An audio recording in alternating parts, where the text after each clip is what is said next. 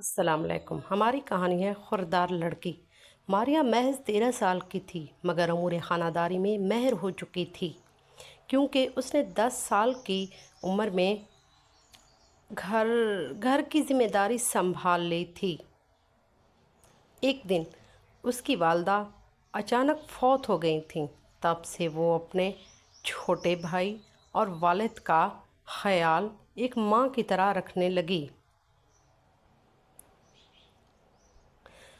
ماریا کی امی کے انتقال کے بعد اس کے والد بیمار رہنے لگے۔ ان کی بیماری کی وجہ سے اخراجات بڑھ گئے۔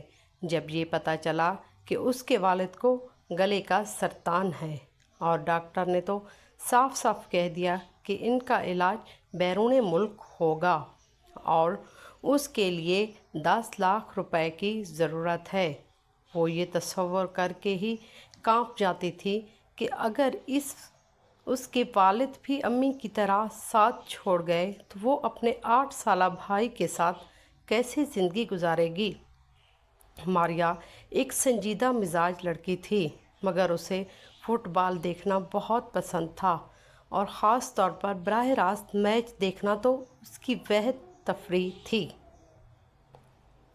اس کا پسندیدہ فٹ بالر قاسم بلوچ تھا جو شائقین کے دلوں پر راج کرتا تھا۔ اپنے عمدہ کھیل سے وہ پورے شہر کا ہیرو بن چکا تھا۔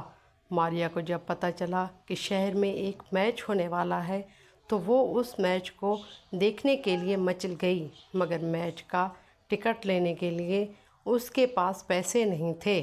اس کے والد نے جیسے تیسے کر کے ایک ٹکٹ حاصل کر لیا۔ ماریا کو خواتین والے حصے میں سب سے آگے جگہ مل گئی۔ کھلاڑیوں سے زیادہ تماشائیوں کا جوش قابل دید تھا۔ قاسم نے اپنے پرستاروں کو مایوس نہیں کیا۔ ماریا کے موبائل فون نمبر پر ایک سہیلی کی کال آ گئی۔ شور کی وجہ سے ماریا کو آواز نہیں آ رہی تھی۔ وہ آگے کو جھک کر بات کر رہی تھی۔ قاسم کی ضرب سے فٹ بال اڑتی ہوئی آ کر سیدھی ماریا کے سر میں لگی۔ اس کا سر کرسی سے ٹکرایا اور وہ زخمی ہو گئی۔ پورے اسٹیڈیم کے ساتھ قاسم بھی بڑی اسکرین پر ماریا کو زخمی ہوتے دیکھا۔ ماریا کو چوٹ زیادہ نہیں لگی تھی۔ اس نے میچ چھوڑنے سے انکار کر دیا تھا، اس لیے وہیں پر اس کی پٹی کر دی گئی۔ میچ تھوڑی دیر کے لیے رکا تھا مگر پھر شروع ہو گیا۔ قاسم نے میچ کے آخری لمحات میں گول کر کے اپنی ٹیم کو میچ جتوا دیا۔ میچ ختم ہوتے ہی قاسم سیدھا ماریا کے پاس آیا۔ ماریا سوچ بھی نہیں سکتی تھی کہ قاسم جیسا بڑا فٹ بالر اتنا بڑا انسان بھی ہوگا۔ قاسم نے ماریا کے سر پہ ہاتھ پھیرا اور پھر اپنی شرٹ اتار کر دستخط کر کے ماریا کو دے دی۔ پھر کچھ سوچ کر اس نے اپنے مینیجر سے کچھ پیسے لیے اور ماریا کو دینے کی کوشش کی، مگر ماریا نے ہاتھ کھینچ لیا اور معذرت کرتے ہوئے بولی، معاف کیجیے سر، میں یہ پیسے نہیں لے سکتی۔ آپ نے جو میرے لیے کیا وہی کافی ہے۔ تم ایک اچھی اور مختلف لڑکی ہو۔ قاسم مسکرایا، خوردار بھی ہو، بس میں فطرتاً ایسی ہی ہوں۔ وہ اس انکساری سے مسکرائی۔ ماریا گھر پہنچی تو پتہ چلا کہ اس کے والد کی تکلیف بڑھ گئی تھی، اس لیے انہیں پڑوسی ہسپتال لے گئے۔ ماریا دوڑی دوڑی ہسپتال پہنچی تو اسے سرجن ڈاکٹر نے بلایا۔ وہ ڈاکٹر کے کمرے میں پہنچی تو ڈاکٹر نے بغیر کسی تمہید کے کہا، لڑکی جلدی سے پیسوں کا بندوبست کرو اور ان کو باہر لے جاؤ۔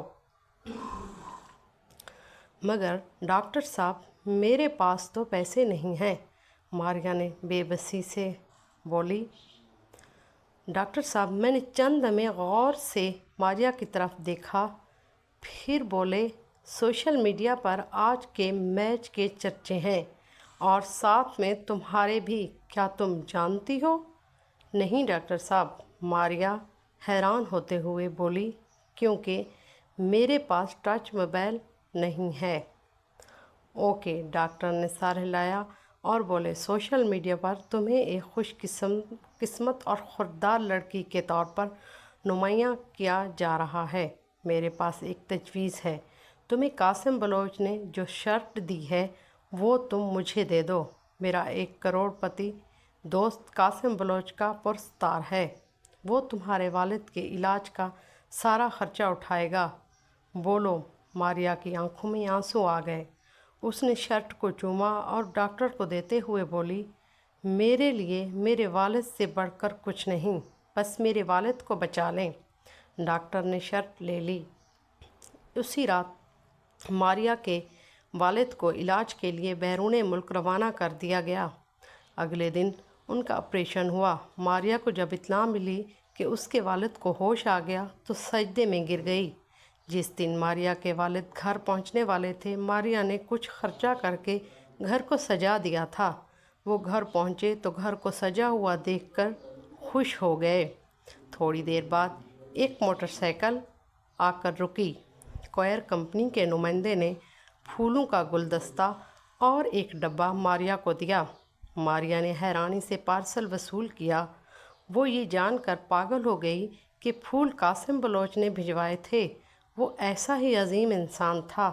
اس نے ماریا کے بارے میں پل پل کی خبر رکھی تھی اور تحفہ بھی اسی نے بھیجا تھا۔ اگر ہماری کہانی آپ کو پسند آئی ہو تو ہمیں لائک کرنا نہ بھولیے گا اور ساتھ ساتھ سبسکرائب بھی کیجیے گا اور کمنٹ میں ہماری کہانی کا بارے میں بھی ضرور بتائیے گا۔ شکریہ۔